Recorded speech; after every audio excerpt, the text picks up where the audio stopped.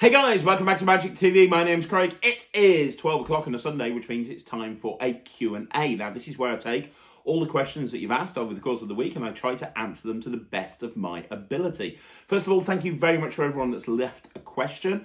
I am actually filming this really early. This is getting filmed. It's currently 11 o'clock at night on Monday evening.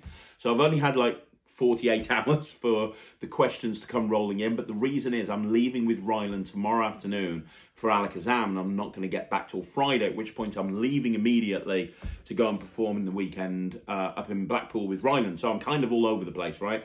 So I'm having to film it now. So for anybody who doesn't get their question answered from last week, I apologize. I'm really sorry. I am filming this earlier than normal. Please leave it in the comments to this video and I will get to it next week. And this is next week's Q&A is going to be filmed at a normal time.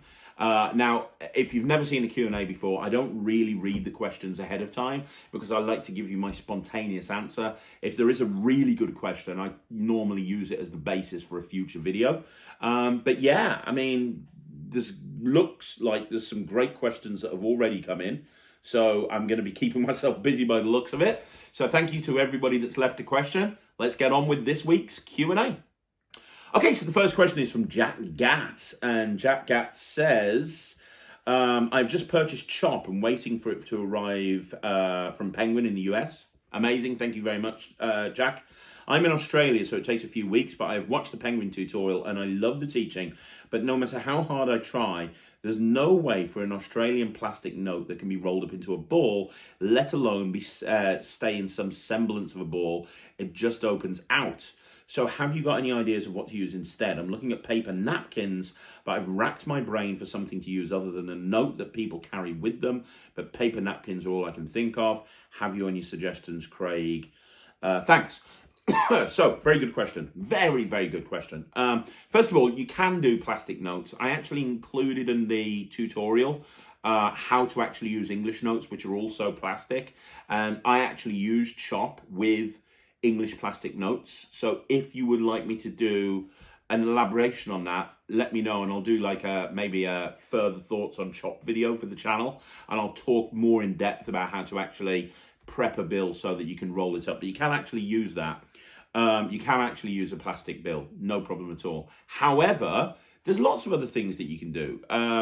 One thing that let me give you a few examples. So for those of you, frame of reference, for those of you that don't know what Chop is, it's my routine. It's an impromptu chop cup, basically. So the whole idea is you take a bill, you roll it up into a ball, you borrow a cup, and you proceed to do a chop cup routine with a borrowed bill and a cup.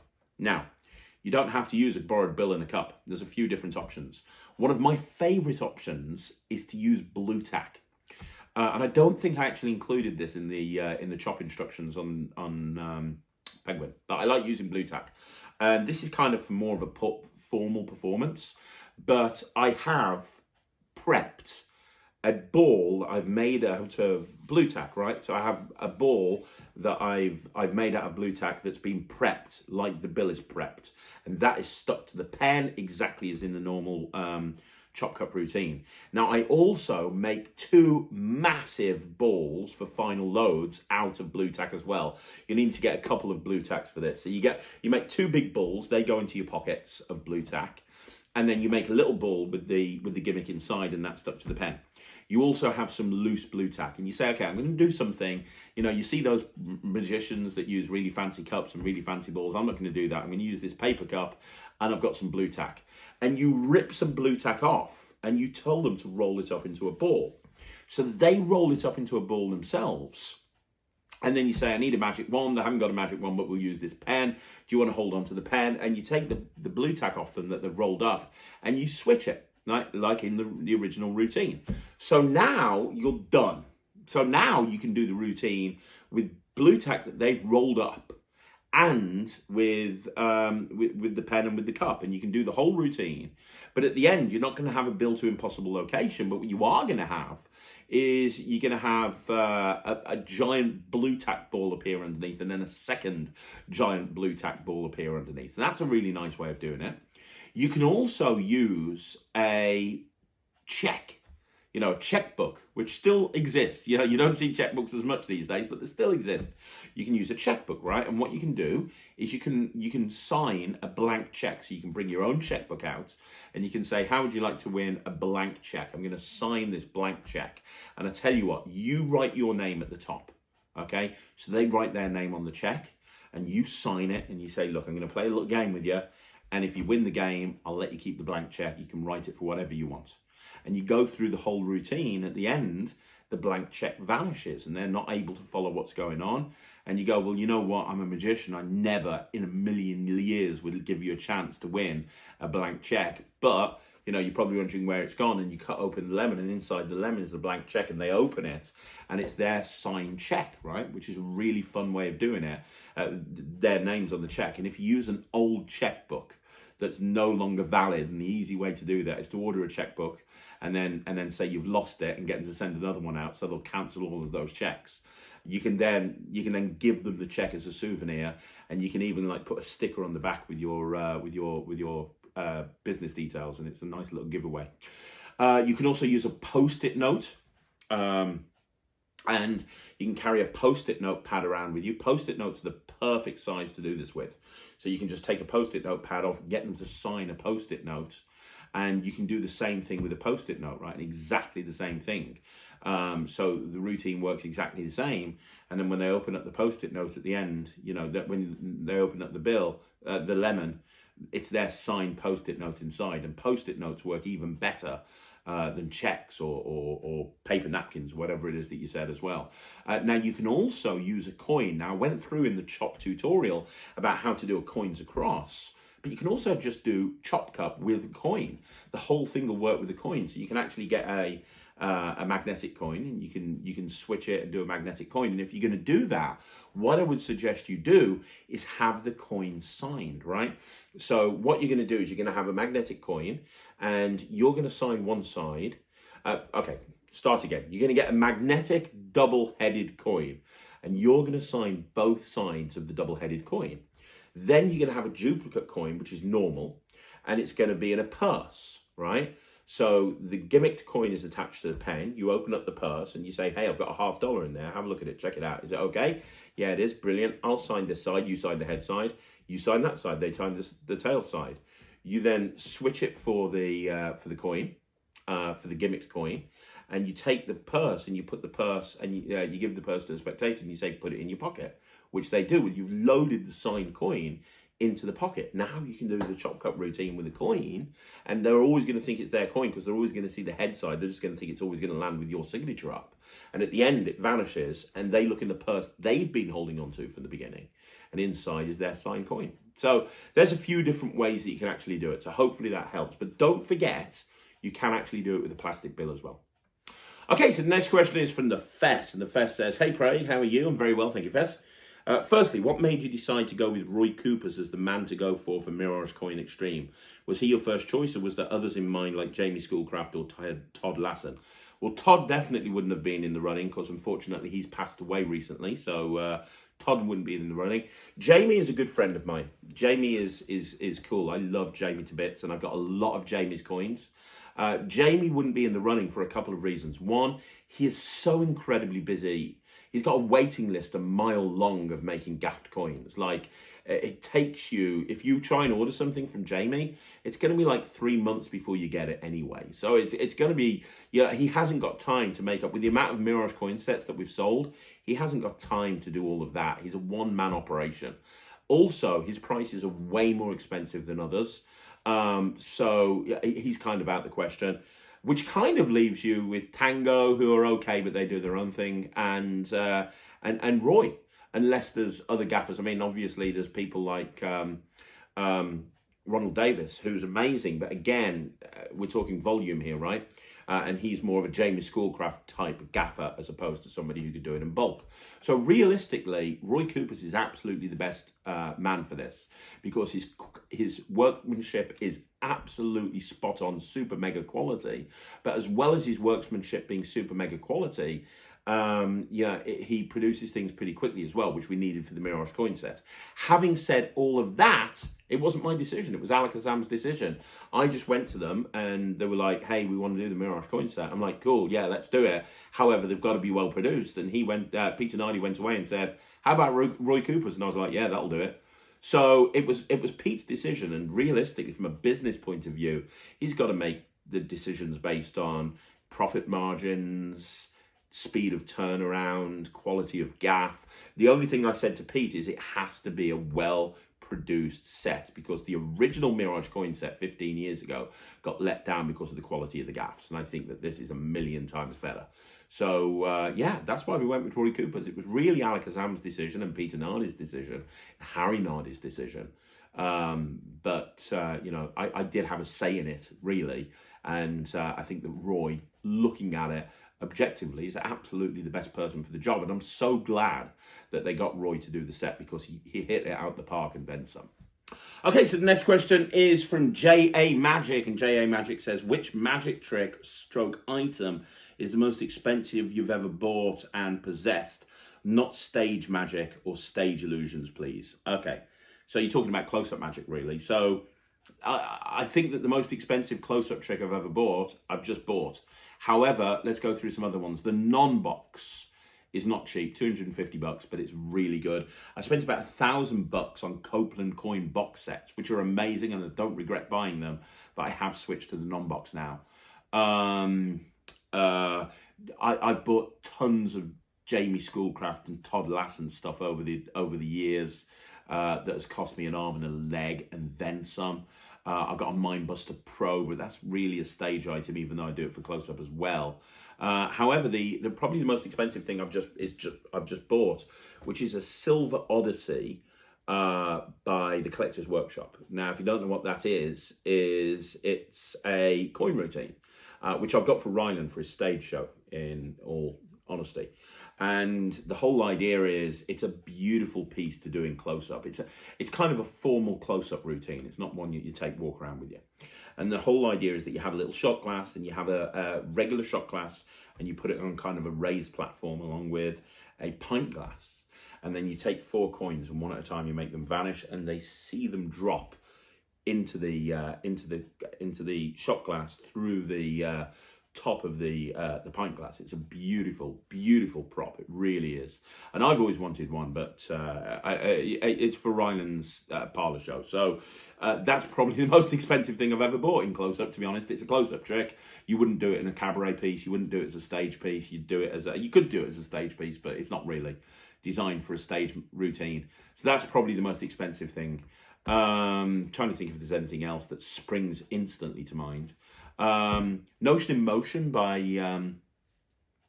Angelo Carbone, which is the named card, rising card. I bought that many, many years ago. That was a really good kit. The Flight Deck by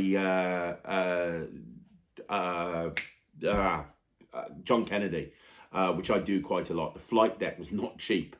But it's really good. So I'm more than happy to buy it because it's a really good trick. It wasn't cheap. But that pales in comparison in terms of price, to the Silver Odyssey. So I'll probably say Silver Odyssey, to be perfectly honest, or maybe Mindbuster Pro, if you consider the Mindbuster Pro. I mean, other expensive stuff that I've bought over the years is all of the Pro Mystic stuff, the Anverdi range. I've got all of that. But yeah, I'll probably say Silver Odyssey. So there you go. Hopefully that helps. Okay, so the next question is from Liam Lebanon, and Liam says, hi Craig. Hey Liam, here's a question for you. Who came up with the 52 possibilities line? You know, I've done that for so long, but I'm pretty sure that it was David Penn. I'm pretty sure that when I was on the Wizard Product Review, he used to do card routines when we got it off the sticks, and it would be 52 cards, 52 possibilities. And I remember just nicking it off him and doing it. And I've done it ever since. And it's just a really fun fun line, you know, 52 cards, 52 possibilities. It's not like a cheesy hat line or anything like that. It's a really fun line to use. And it's become iconic, I think, with my performances now. But yeah, I'm pretty sure it was David Penn that originally coined that phrase. And I think if you go back and look at some of the earlier Wizard Product Reviews with me and Dave on it, you'll see Dave using that line as well before I even started using it. Okay, so the next question is from Willie Chen, and Willie says, hey Craig, hey Willie, this question is actually inspired from your video about how to improve Magic Club meetings. First off, to give you a little bit of background, I'm the current president of my local IBM club. Brilliant. I've actually been the president of this club for almost a year now, but I'm fairly new to it. We've been holding meetings over Zoom ever since the pandemic. However, there's been information from members that the meetings will soon go back into in-person meetings. So looking forward to that. Absolutely. The meetings are held once a month, and it's usually just coming up with the theme of a trick and having the members perform a trick with that theme. There's a little magic tutorial at the end regarding the theme. Very few rare occasions where we'll have a lecture from another magician or even a contest. My question is, do you have any other ideas on what to put forth in the meetings, how to run them as president, etc., regardless of whether we may or may not go back to in-person meetings and stick to Zoom meetings? Thanks. I'd go back to in-person meetings if it was me, but there's nothing really I can add to that video. I got a lot of flack off that video from certain people who will remain nameless because there's no point mentioning them, but I got a lot of flack for a few different reasons, and one of the reasons I got flack is because I think certain clubs thought I was attacking them. The whole point of that video was meant to be a very positive video of, look, here's what I would do if I could. If I was wanting to grow a Magic Club meeting, this is what I would do. These are the steps that I would go through. But a lot of people dwelled on the negative, and a lot of people were saying, hey, how dare you say that our club's full of old people, whatever it may be, which is just focusing on the wrong thing, to be perfectly honest. But the bottom line is, they are. No clubs are really having new people come in. Young people aren't coming in. It's just not attractive to them. It's just not. It's just not. How would I run it as a president? I'd just make sure that the whole thing is fun. I'd make it so that people want to come back. I got to the point with my local society where going there was a chore. It felt like I was walking through custard. Going there was a chore, and I knew there were people there who didn't particularly like me, and I didn't feel very invited or welcome. And I'm not the only person who felt that way. I know of several people who are no longer there that didn't feel that way either. And I know by saying this on camera, it's going to get back to certain people. And I'm either going to have people ringing me up saying, oh, how dare you attack my club? Or we're going to have people posting online saying that, I'm not a nice person, or whatever the reason. I just couldn't give a shit. Frankly, I could not give a shit. So, here's the thing. I didn't feel welcome in the club that I was a part of. I feel welcome in the Magic Circle. I'm really enjoying going to the Magic Circle. I did not feel welcome. That's not on me. I am the customer. You have to understand, when somebody's going to a club and you're saying to them, come and join my club, give us money so you can be a member of the club, that makes me a customer. That makes the person who's running the club the person who is selling me their service. Now, in this case, the service is entry into their club. What you don't do is you don't listen to genuine gripes about something and then go, well, you've got no idea what you're talking about. You don't do that. You take this advice on board, or at least you do. Else what will end up happening is the club will just end up dwindling into nothing. I mean, that's just a fact. And that's happened. I've seen so many clubs that are basically on the verge of shutting down because they're not well attended and it's not fun. So if I was running a club, I would make it fun. I would make it really fun so that people really enjoy the thought of going there every single week, as opposed to sitting there going, it's Magic Club meeting tonight. I just don't know if I can be bothered. I really don't.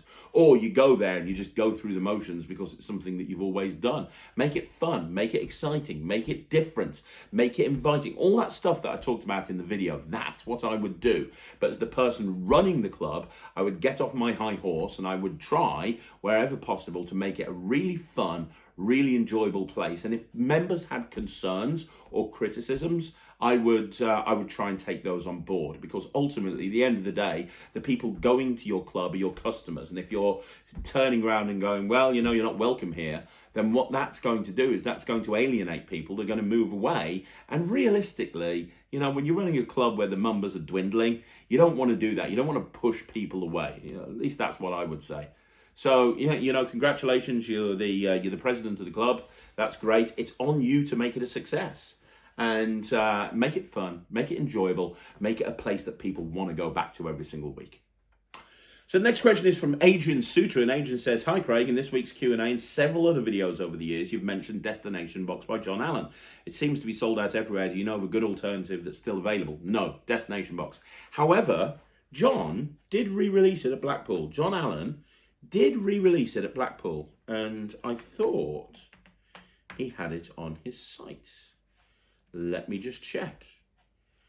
Let's go to John. I'm pretty sure John Allen has it on his site. He re-released it at Blackpool, just gone. Blackpool 2022. He re-released it. A brand new one that's really good. Let's see if it's on there still. Just don't see it. But that doesn't mean it's not there.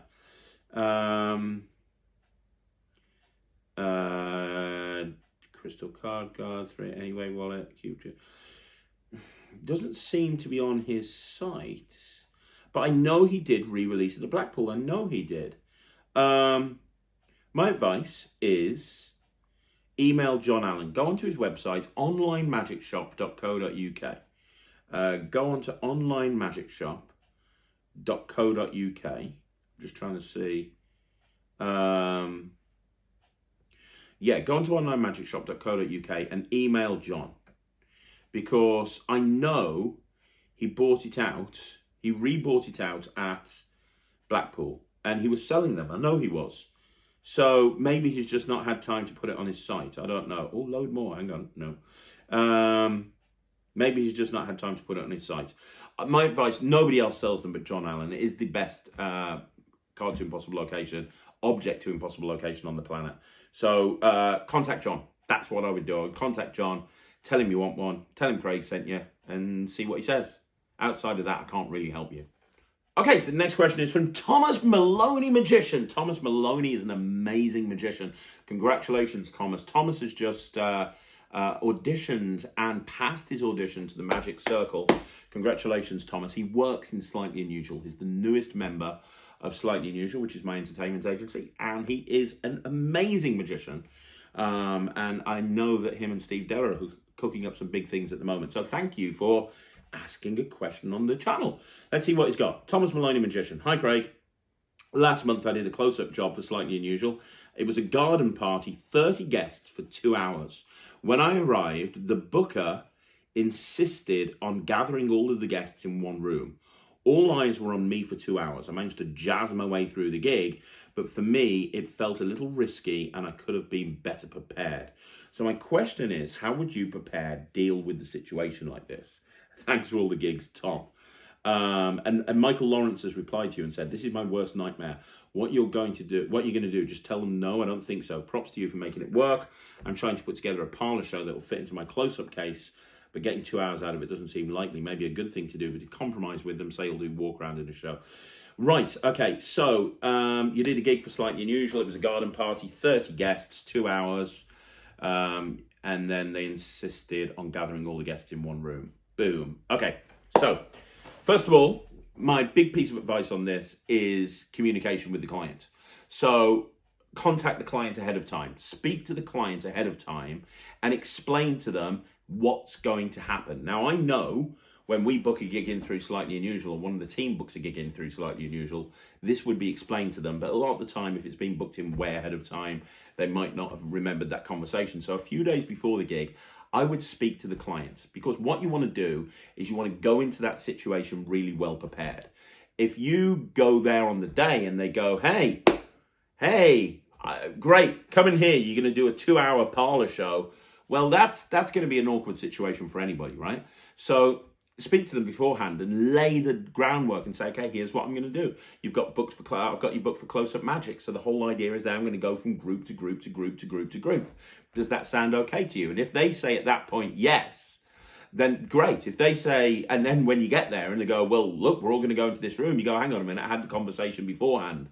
So communication's the key. And if they do want you to do this crazy 2-hour parlor show, you're finding out ahead of time so you can kind of tell them that that's not a great idea, which is educating them beforehand will work a lot better than actually turning up on the day and having to deal with that on the day. Now, let's just assume that you haven't done that and you've turned up on the day and they're throwing this at you. The first thing that I would say is explain to them. I'd take them to one side. So this is, the bookers insisted on taking all the guests into one room. I would turn around to them and I'd say, I have had this many, many times. And this is what I say to them. I say, look, I'm here to do close-up magic, mix and mingle. However, what you're talking about is a parlor show. I can do a parlor show for you, absolutely, but it would struggle to go for 2 hours. But I can do one for an hour really, really easily. So here's what I'd suggest. Let's just assume the gig's from 7 till 9. Here's what I'll suggest. I'll start off by doing a trick to everybody, right? So I'll do a trick to everyone to grab everyone's attention. Then I'm going to do a bit of mix and mingle magic. So I'm going to have people broken up into groups, and I'm going to go from group to group, and then we'll bring them back inside, and I'll finish off with a 1-hour parlor show to everybody. How does that sound?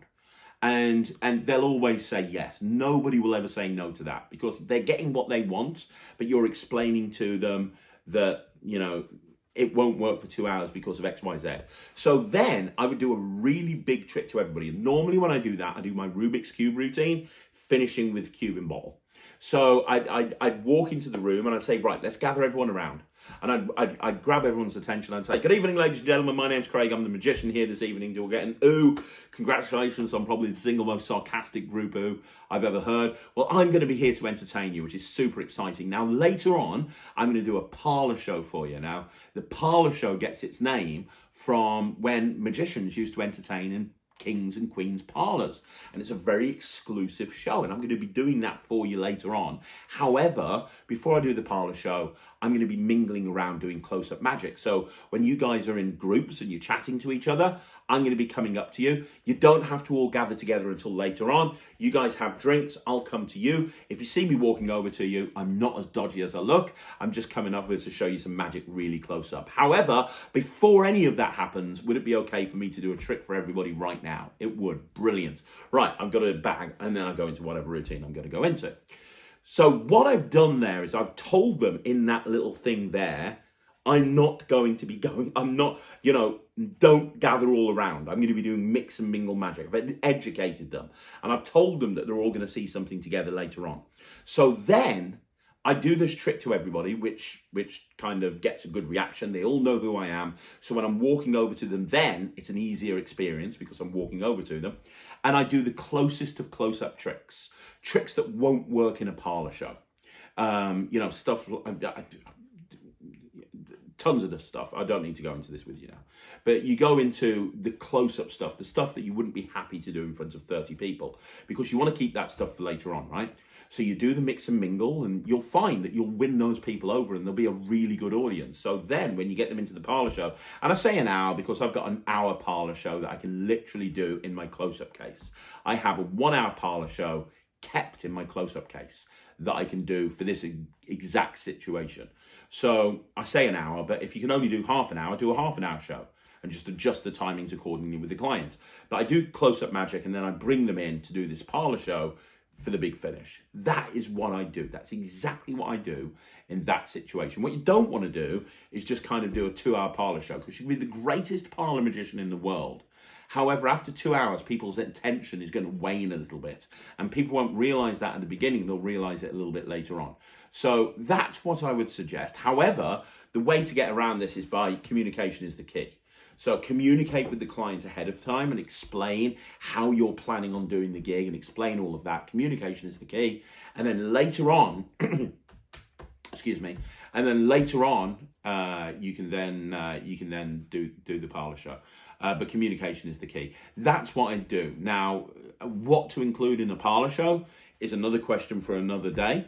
If you want me to go through how a parlor show is structured and what you do in a parlor show, please let me know. I'd be more than happy to do that. That's absolutely fine. But in terms of answering your very specific question about what to do in that situation, that's exactly what I'd do. Hopefully that helps. Okay, so the next question is from Divishan Rao. And Divishan said, what should you answer if someone asks you, is magic real? Okay, what should you do if somebody asks you if magic's real? Really, it's down to your performing character. Are you trying to pretend that what you're doing is real? Like some mentalists will pretend that they're really reading people's minds. Imagine yourself in a room, looking at all that sort of stuff. So it really has to be based on your character. My character, and I've talked about this before on the channel, but my character is that of kind of like a flim-flam man, like a con artist. You know, I'm not taking myself too seriously. I'm not pretending that magic is real. I'm telling people that the only reason I can do this is because I spent a long time doing it, and I've spent a long time honing my art. That's, there we go. Just had a message. That's what I kind of do. So so for me, what do I do when magic's not? What do I do if somebody asks you if magic's real? I just turn around and say, no, it's not. No, I'm just very good at what I do, and I've spent a long time practicing it, and I'm using these skills to hopefully entertain you. But no, it's not real, not in any stretch of the imagination. I remember having a conversation with somebody once, and I said, what do you do? And they said, you're an accountant. And I said, you're an accountant? That's amazing. So when you first started being an accountant, I bet you didn't really know what you were doing, and you were blagging it. And then I bet you later on, after years and years and years of doing it, you can do a lot of stuff now as an accountant that you couldn't do when you first started. And that's the same with me. I've just been doing magic so long that I'm pretty good at it now, right? And I spend a long time thinking about how to perform and what to say and scripting and all this sort of stuff just to entertain you. Am I entertaining you? Yes, results. So yeah, but really it's down to the character. If you are the sort of person that likes to act like magic is real, that's fine. That's your prerogative. I don't do that. If you do that, that's cool. Your answer's going to be different to mine. So really, it very much depends on your performing character and what experience you want your spectators to have when they leave. Okay, so we've got another question from Divishan Rao, and Divishan says, what should you answer? Oh, no, that's right. Do you know anywhere where I can find out or buy a method to duplicate a spectator's signature on a card? There's a really expensive one that came out a few years ago. Well, about a year ago now. I can't remember what it's called now. Forgery or something. There's a really expensive one, like £3,000 or something like that. And it's a deck of cards, and they sign the card, and there's a printer somewhere. You force a card and they sign it, but there's like a scanner built into the deck that they're signing on, and it sends that through to a printer that prints that exact signature onto another card somewhere else. So you're creating an actual duplicate on the fly. That's the only method that I've heard that works and works well. There's been lots of stuff in the past, and everything I've checked out hasn't worked. The way that I do this is I use a technique that Richard Sanders talked about on the Richard Sanders Show. So on the Richard Sanders Show, which is a set of DVDs he released years ago, he had the idea of using a pseudo duplicate. And what he did is, let's say he wanted to have it's not a signature, but let's say you want to create a two of clubs that is signed, whatever. What you'd do is you'd take a duplicate two of clubs and you'd write ace of diamonds on there in a particular place, okay? And you'd remember how you wrote it and where you wrote it. And you'd fold that up, for example, and put it in an impossible location, okay? So then during the performance, you say, I'm going to make a prediction. I'll make a prediction. Just say stop, and you force the two of clubs. And you go, I'm going to make a prediction here on the two of clubs. And you write ace of diamonds in the same way. You put that down and you say, right, I've made my prediction. Can you pick a card? And you force the ace of diamonds on somebody else. And you go, great. Now, you picked any card for the first time. What was your card? Ace of diamonds. I wrote something on that two of clubs. Turn it over. Ace of diamonds. But now they feel, even though you wrote ace of diamonds on there, they feel that that card's unique because you only wrote something on there to predict what they were going to do. And they had a free choice, apparently, of that thing. But now you've created not a duplicate signature, but a pseudo duplicate, because it feels like that card is unique, even though it's not. So for me, that's as good a way of doing it as anything else. I haven't found anything else that works as well. But as I say, there's this really expensive thing that I can't remember. We talked about it on the podcast. Me and Lloyd talked about it on the podcast a little while ago. That's meant to be quite good, but it's like $3,000 or something. Next question's from Mike Tyson by TKO, and he says, "Hey Craig, hope you're doing well. Can we get a mat test with you doing double cross? I feel like his head would pop off in astonishment. Thanks for all you do, Craig. Appreciate you big time." Yeah, I filmed one. It's coming up next week. So next Tuesday, I've filmed a mat test with double cross. You're not the first person to ask.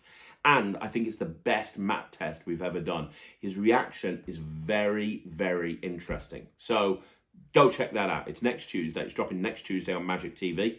Go check it out. I've just filmed it. I'm going to edit it later on tonight. So go check it out.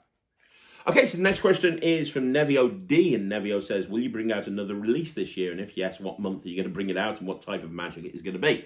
Well, I've just bought a trick out through Alakazam. Literally on Wednesday, I bought out Cheeky through Alakazam, which is my latest project. It's a card routine. It's all a collection of routines with a modified cheek-to-cheek deck. If you want to know more about that, it's available to buy on Alakazam. And this evening, I'm doing a review show special on Cheeky. And I'm going to show you some exclusive live performance footage and go through exactly what it is and what you get. So that's literally just come out. I've got other stuff coming out later on this year as well, through Murphy's, through Penguin, through 1914, and through Alakazam. I can't tell you when, unless you've worked in the production side of Magic. You never know what's going to happen. But I've got a couple of routines that are close to being done with Murphy's, and I know that there's at least one with Alakazam that's almost in the bag and ready to go. So I could imagine another maybe 2 or 3 tricks coming out this year, maybe even 4. We'll see. But I'll let you know as and when. I don't know when they're going to be released or what month, but I imagine that the next Murphy's one will be, when are we here? End of September, maybe beginning of October. We'll see. Round about then. Okay, so the next question is from Rob's Magic 101. Rob's Magic says, "Hey Craig, great concept as usual. Really like the Magic Club's Dying Out video and sent it to my local society, and they've started implementing the ideas in that video, so thank you very much for that. You're more than welcome. I do have a question though. What's the best way to get a residency? Should I phone up the venue and ask for an appointment with the manager? Should I enter the venue and cold call and ask to speak to the manager and sell myself for the residency? Apologies if asked this before in another Q&A. Now, I'm doing a mini video on this in the next week or two, so I'm not going to answer it now. And I say a mini video because it's only going to be like a 20-minute video, and this is a subject that's going to go on for about an hour. And the reason is I'm doing a deep dive onto the silver Netrix level. If you don't know what, with my platform, the Netrix, bronze is tricks, but silver is business. And I'm currently putting together everything I know about getting residencies. Like, we get residencies all the time. We've just this week taken on 2 more residencies in slightly unusual. I know residencies inside out and back to front. I did a training course for Penguin last year on residencies and getting restaurant residencies. I know restaurants inside out and back to front. And I'm doing a really in-depth course on Netrix covering everything. There's already something on Netrix. Me and Steve Della sit down and talk about restaurants, but it's really more about performing in them and what to do and tricks and things like that. This is about how to get the gigs, which is why it's on the silver level and not on the bronze level. So that's getting edited at the moment, and I'm filming the last little bit. That'll be up in the next 2 to 3 weeks. And before it goes up, I'm doing a mini video on Magic TV, and then that's going to give you an overview, but the meat and bones will be on the Netrix at silver level. So I'm not going to answer it now because it's going to make this Q&A about 3.5 hours long, but look out for the video. It's going to drop on a Magic stuff on Magic TV soon. And then if you want all the meat and bones, that'll be silver level at the Netrix. Okay, so the next question is from Adrian Suter, and Adrian says, "Hi Craig, although English is the main language of the Magic community, there is also the Spanish school. There's an incredible French Magic tradition, some great German, Dutch and Scandinavian names. Asian magicians have become very popular. Do you think that Magic from different cultural backgrounds is different in style? Is the Magic that's typically French, Spanish or Japanese?" This is a video that I'm planning on doing very soon, actually. But I do think that you can tell. So the Spanish style is very chaotic It's very kind of all over the place, and I think that's because of the influence of Juan Tamarit, and it's trickled down to people like Woody Aragon and all the students from Spain. Same with, I think that any performances from the Far East have a similar style to it, absolutely, definitely. And I love some of the German performances, especially the Flicking Fingers and those guys. Really, really good. So I do agree. I'm not going to talk about it too much, Adrian, just because I'm doing a video on magic performances from around the world, which is kind of coming at some point in the future. But yeah, I totally agree with you. Different sort of nationalities do absolutely have different styles of performance. Okay, so the next question is from the Fest, and he says, over the last couple of days, I've come across a series of coin gaps by TCC called the Artisan coins. Is this something you're aware of or you've looked into, as they look really enticing, both look, price, and teaching? There's no reviews on these coins, but it's not too much to ask. Could you look into these and maybe compare them to other gaps? They seem like a contender to the names I mentioned before. I don't know anything about the Artisan coins. I'm more than happy to get them and go through them, but I've never seen them, so I can't comment on them. I do think that a lot of TCC stuff is good, although I think the tutorials are lacking in many places, but I do think that the quality of the stuff is great. Like the Milken light bulb is great. However, I can't really comment too much on what these coins are like because I've just not seen them, but never even heard of them, to be honest. But I will go out and I'll get them, and maybe I'll do a review show special on the Artisan coin set. Okay, so the next question is from Davis West, and Davis says, what's the best way to force a name with an everyday carry? I always carry my phone, my Apple Watch, my keys, my shadow wallet. I'm thinking of maybe picking up digital force bag, but wanted to see if you had any other recommendations before making a purchase. I've also heard a few small complaints about bugs and whatnot with digital force bag, and that leaves me a bit nervous to pick it up. I have no problem with digital force bag. I love it.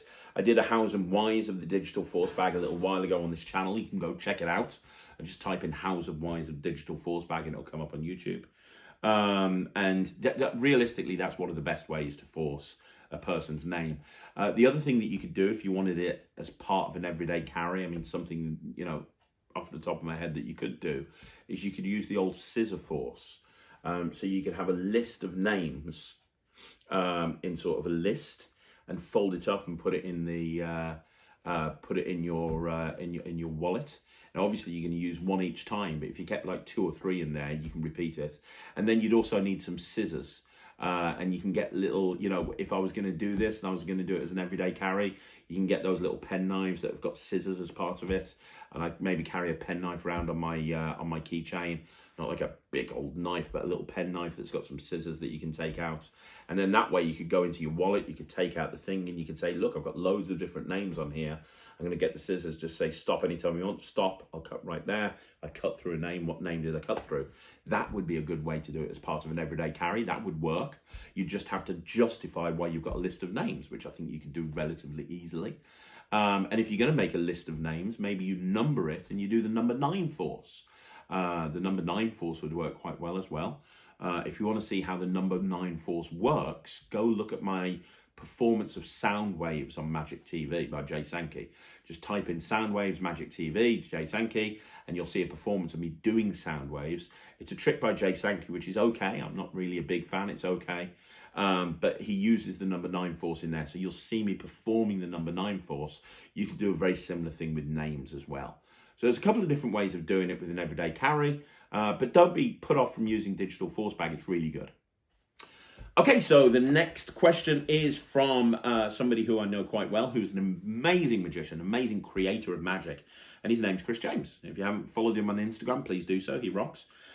Chris says, you're a busy man. We all know that. What does a typical day look for you from wake up to sleep? Maybe describe a day for you this week.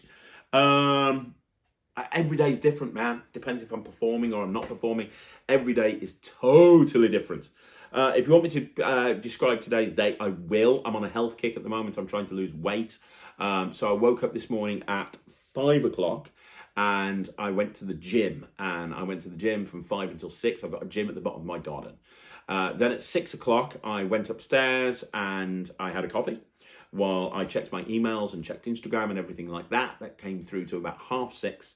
Then at 6:30, I came down to the studio and I filmed some videos from 6:30 until 8 o'clock. At which point I then went up to the house and had breakfast with wife and kids.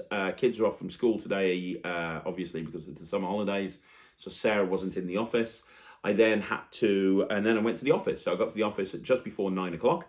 I have an office like 10 minutes drive away from where I live. So jumped in a taxi, went to the office, got there for around about 9 o'clock. We've got a couple of people off at the moment. We've got 2 members of staff off for a week because they're on holiday, summer holidays. And they're both from the admin team. And Sarah, obviously not being in, she kind of heads up the admin team. So the sales department's in. We've also got somebody off from the marketing team as well, so it's a bit of a nightmare. So I had 2 illusion shows over the weekend, and I got in late from the one on Sunday, so I dumped the stuff in the warehouse. So I got into the office and I went down to the warehouse and I reset all the illusions and had everything ready for the next time they're going to go out. I also took the homicide and I put it to the front because we're doing the homicide in the next show. So I moved the mangler to the back. That took about half an hour to move all those around. Then I went up into the sales office, had a meeting with the sales team, talking about sales targets because it's a Monday, it's the beginning of the week for both Slightly Unusual and Non-Stop Kids. We had sales target meetings for that.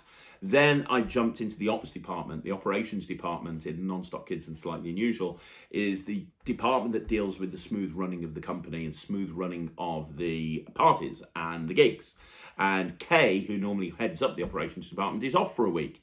So I was dealing with some stuff that she left me to do because nobody else would do it. So probably till 11 o'clock, I had I was dealing with emails and phone calls with entertainers and customers to do with the operations department. I also had to jump on a couple of things with Becky, who's in the admin department because she was on her own that day. Reagan's back tomorrow. Then at 11 o'clock, I had a 20-minute phone call with Lloyd discussing what we were doing in the podcast tomorrow and also about a new Murphy's release that the prototypes have come in for that I wanted to make sure that he was aware of. That took me to about 11:30.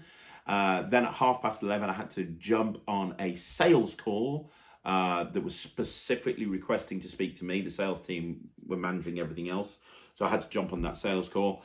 Then I went in with Jack into the other room, and me and Jack filmed 2 map tests with Matt, and we also filmed some performances for a video as well, which is coming up on the channel soon about self-working tricks.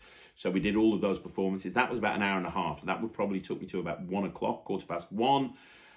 At 1:15, I then had to jump back into ops, and I had about another 15 minutes in ops. 20 minutes, no, more than that, to about 1:45. So I was in ops to about 1:45. Then I came into the main room and I had to do some editing and help Jack with some editing. We're redoing the Slightly Unusual website, which Jack has pretty much finished. So I needed to give him the okay to publish that. I didn't give him the okay because there was a few other bits and pieces that we needed to do with that. He also then showed me the website that we're building for Ryland, which is about 90% there. And I gave him the copy that I wrote the night before to do with that. So then he was away and he was sorting that stuff. I finished editing some stuff and I sent that over to him as well to upload onto YouTube.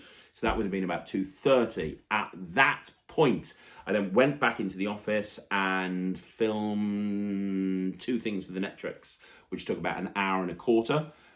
Then we had to go back onto the Netrix because we're constantly building stuff into the Netrix. We're working on this thing at the moment, which is just insane, and we're changing the color layout. That took through till about 4 o'clock. Now on a Monday, we upload stuff onto the Netrix every 2 weeks, and it's already organized on the Friday, and then we just make it live on the Friday.